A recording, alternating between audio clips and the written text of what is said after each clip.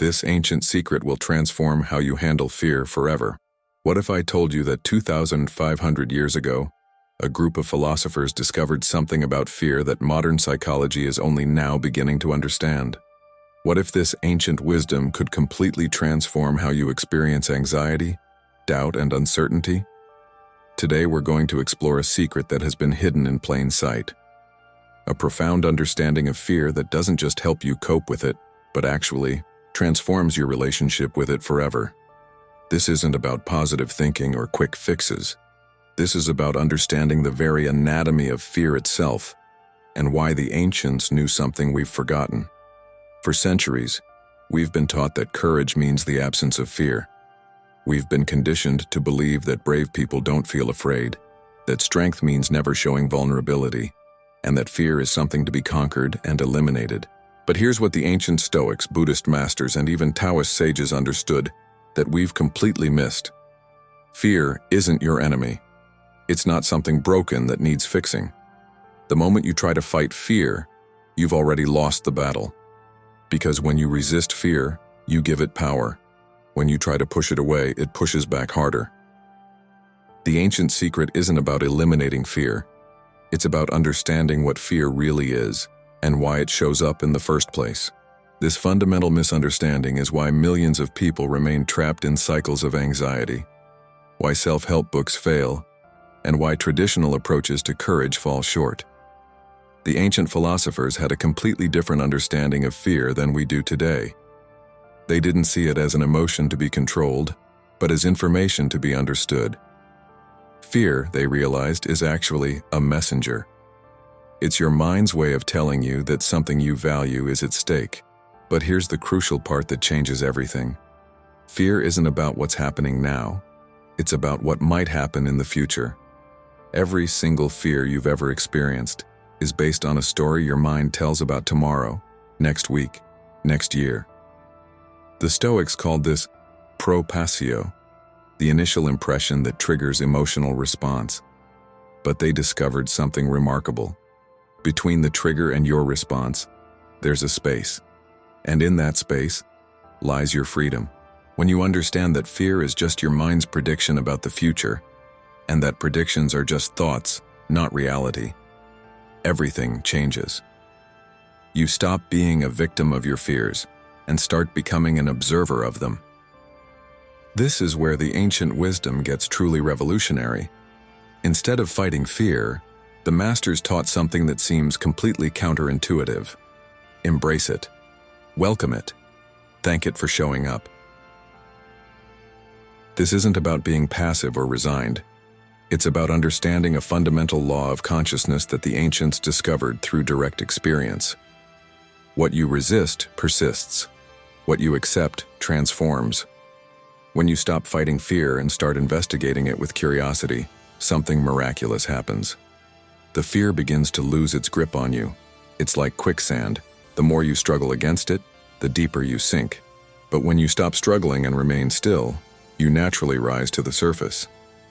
The Buddhist teaching of radical acceptance and the Stoic practice of negative visualization both point to this same truth. When you stop running from fear, you discover it was never chasing you in the first place.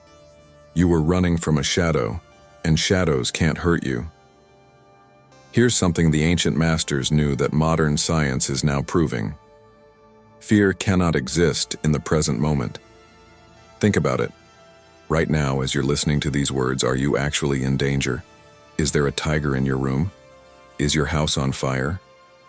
Fear lives entirely in the future, in the realm of what if and what might happen. The present moment is your sanctuary, your refuge from all fear. This is why meditation practices, mindfulness techniques, and contemplative traditions all focus on returning to the now. Not because the present moment is always pleasant, but because it's always safe from the tyranny of fearful thinking. The Zen masters had a saying, "You are perfect as you are, and you could use a little improvement." This paradox points to a profound truth. In this moment, you are completely safe, even if your mind is telling you otherwise. The ancient secret is learning to distinguish between what's actually happening and what your mind says is happening. The most profound part of this ancient understanding is that fear isn't just something to be managed or tolerated. It's actually raw material for wisdom. The alchemists spoke of turning lead into gold, but the real alchemy happens when you transform fear into insight. Every fear you've ever experienced contains within it a doorway to greater understanding about yourself, your values, and what truly matters to you. When you're afraid of failure, you're really discovering how much you value success and growth. When you're afraid of rejection, you're uncovering your deep need for connection and belonging. When you're afraid of death, you're touching the preciousness of life itself. The ancient philosophers understood that fear is actually love in disguise, love for something you don't want to lose. This reframe changes everything. Instead of seeing fear as evidence of weakness, you begin to see it as evidence of what you care about most deeply. And that's not something to be ashamed of. That's something to be honored. So how do you actually apply this ancient wisdom in your daily life? The masters left us specific practices, time-tested techniques that work just as powerfully today as they did thousands of years ago. First, there's the practice of naming and claiming. When fear arises, instead of trying to push it away, you simply acknowledge it. I notice fear is here. This simple act of recognition immediately creates space between you and the emotion. Second, there's the practice of investigating with kindness. You ask the fear questions like a gentle detective. What are you trying to protect? What do you need me to know? Third, there's the practice of future-proofing. You remind yourself that this fear is about a story of the future, not about what's actually happening right now. And finally, there's the practice of grateful receiving. You thank the fear for caring about something important to you, even if its methods are outdated. These aren't just mental exercises. They're proven pathways to freedom that have been tested by countless generations of seekers. When you truly integrate this ancient understanding, something remarkable happens to your life. You don't become fearless. You become fear-friendly. You stop seeing fear as evidence that something is wrong and start seeing it as information about what matters to you. You stop trying to eliminate uncertainty and start dancing with it. You realize that the goal was never to live without fear, but to live fully in spite of it, or rather because of it. This is what the ancients called ataraxia, not the absence of disturbance, but unshakable peace in the midst of any storm. You begin to understand that courage isn't the absence of fear. It's feeling the fear and moving forward anyway, because you've realized that the fear is just trying to keep you safe in ways that no longer serve you. You start making decisions based on your values rather than your fears. You start taking risks that align with your deepest truth, rather than playing it safe to avoid discomfort. And most importantly, you start living from a place of curiosity and openness rather than defensiveness and contraction.